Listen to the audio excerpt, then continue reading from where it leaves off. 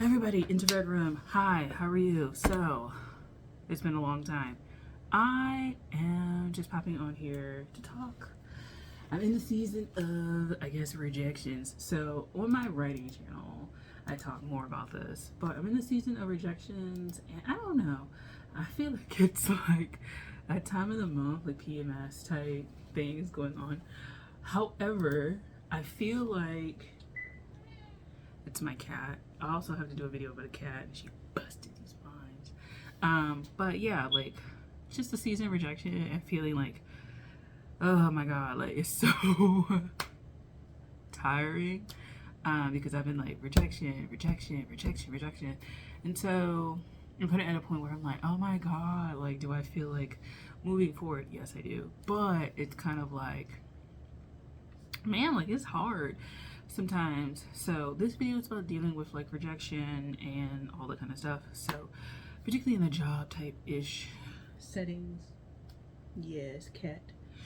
So yeah, like been applying for stuff and getting rejected from stuff, and so like your confidence going in is like, yeah, like I'm gonna do this, and then when your confidence is like burst through all these rejections, it's kind of like, wow, like you kind of feel like you don't want to move forward, or could you move forward, or like like I feel like rejections, particularly like on a professional sense, like even with like dating and rejections and stuff like that, it's kind of like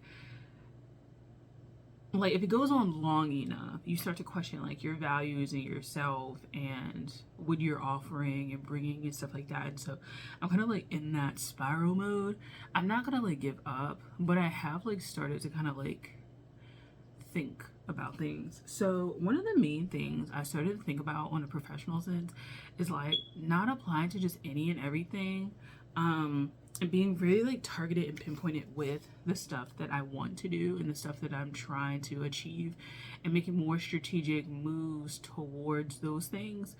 Like professionally, I feel like when I looked at my resume, and I really prefer a CV because a CV can be longer. Resumes on work websites and stuff like that, like when they request it, it's like a page, maybe two, but a CV can be like as long as whatever, as long as your work history is essentially. But when I like look at the stuff, it like seems kind of hodgepodgey, and I made a conscious decision to like not do that, just because I want to have more cohesiveness. And then I also started to like realize I needed that within my like in my personal just self beingness, a cohesive sense of like self and what I'm interested in and what I want and what I stand for and all that kind of stuff. And I feel like jumping from all over the things, while it's given me a lot of experience and I enjoy that, I want to like tailor it down and have like more of a path that I'm going down. Not that like I can't pull other elements from other places, but I want to put them towards like this main kind of road that I'm going down. And so these rejections, even though they're in the veins of stuff I want to do, I have to consider them as not being on that path. But advice that I really want to give in this video is, if you're getting a lot of rejections and stuff like that, one of the things, yes, you may need to like tailor and tweak what you're doing, like literally on a like resume cover letter thing. You'll need to do that, but also take stock of like what you're applying for, and is it really, I won't say is it really aligned, because some of the stuff I felt like wasn't aligned, or I felt like I wasn't necessarily qualified for, and I considered that an alignment a little bit too, but like things have worked out in interesting ways for things that I never thought. But one of the things I wanted to kind of reiterate is like, I want alignment in stuff that I want to do. I genuinely want to do. I genuinely want to show up for. And I'm whittling away like opportunities that I just feel like I am qualified for, but just I know for me the season that I'm in right now doesn't feel like it'll be aligned. Like I'm aligned on a technical like skill level, but I'm not aligned where like I want to be there. And usually when I don't want to be somewhere, I'm not there for much longer. So I've noticed that once I get the like, that's my oven, once I get like the alert that like, it's time to move on. Things tend to happen really quickly for me to like move on and get out the space. So with that, I'm like, okay. But on a professional level, start to apply for things that you really genuinely have the skill set for and have an interest in, an affinity for.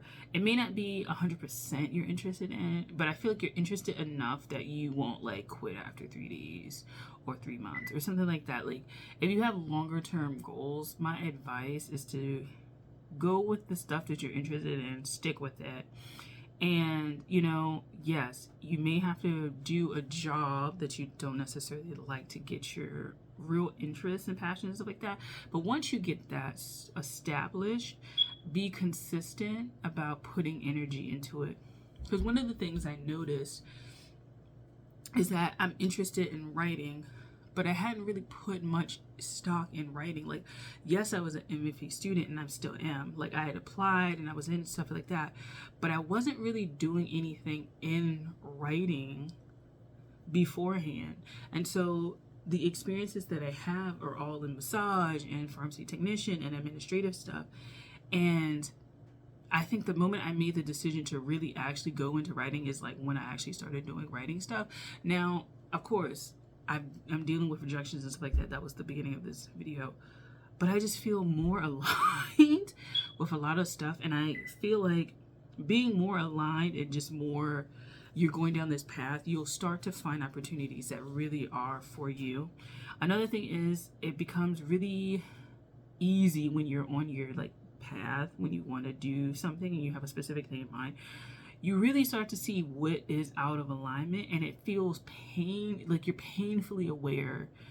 It's painful to like feel the misalignment. It really is. It's like it almost like things just never happen and things fall apart, things never go through, all that kind of stuff. It's the same thing with like dating. I feel like the people that like you have no business dating and you do go through despite it, they fuck your life up, right? But the people that you know and you backed off because you like really followed yourself, and that's another point I want to get across. You really need to like follow whatever you're feeling and just keep it moving. Because you may not get a second chance, right? On a very serious note, depending on what you're into, you may not get a second chance, homie. So, you know, be wise. But like when you like follow what you were thinking and backed out of it, it's like that it's like an immediate redirection into something else. And I like that. So right now the L's are like piling up. This is like the third L in the like last 2 weeks, and I'm like, oh my god. But it's clear. It's almost like when you get rejected from stuff, it clears out all the stuff that would have gone with it and all the similar things that will come as an offshoot of that. Like if you want opportunities in this direction and this thing that you apply for is misaligned, it could very well be that other things that are kind of like similar to that are misaligned as well, and it kind of clears the path for that. But you have to be like intentional about what you like really want, and that may just take a moment for you to like you have to like do it, like really take stock of your life. Honesty about where you are and what you're feeling and how you feel, like all of that stuff, I feel like really helps, because I feel like there's a level of vulnerability that you have to even like set the intentions. If you're not being real with yourself, right? Because I'm not talking about like telling other people about shit. You have to be real with yourself about what you really want, and you have to slow down enough to like really, you know, if you listen to the voice of God, whatever. For me, it's like universe, signs, send me some shit. But listen to the voice of God, listen to your inner voice, like just pick up on like the reality of what's happening. You have to be like still enough, right? And that's a lesson in vulnerability. Like if you're still those voices that are telling you this is the path or this isn't the path, they're not. I would hope that they're not there to hurt you. Like I would hope that you are on the path and your intentions are set to do positive, productive shit, and the redirections or the keep going forward, you know, inspiration or encouragement is meant to like really come through when you're most vulnerable and open with yourself about what you want, even if that looks different from what you thought, right? And, you know, being able to discern the signs that something is going well or not, or something is about to redirect, I think you will start to pick up on stuff like this more the further along you go in your journey. Like, the farther you go, the more apparent misalignments will become, the more discernment you'll have around people, the more discernment you'll have around opportunities, and you'll really be able to carve out what you want for that moment, and opportunities will come to you, I think, for whatever moment that you're in to help you move to the next thing. So yeah, that's all I had to say. Get aligned with yourself, sit in stillness, sit in quietness, get very vulnerable about where you're going. And then when your intentionality is kind of like your intentions, meaning your goal, are set, have the intentionality to kind of go forward. And a lot of the stuff will fall by the wayside that isn't there. And a lot of the things that should be coming in, even if they're like very short-lived, they'll start to come in because you've made the space by eliminating all the like riffraff, you know? And sometimes the riffraff just gets eliminated for you, courtesy of universe, God, whatever you believe. So yeah, thanks for watching. I'll talk to you guys later. Bye.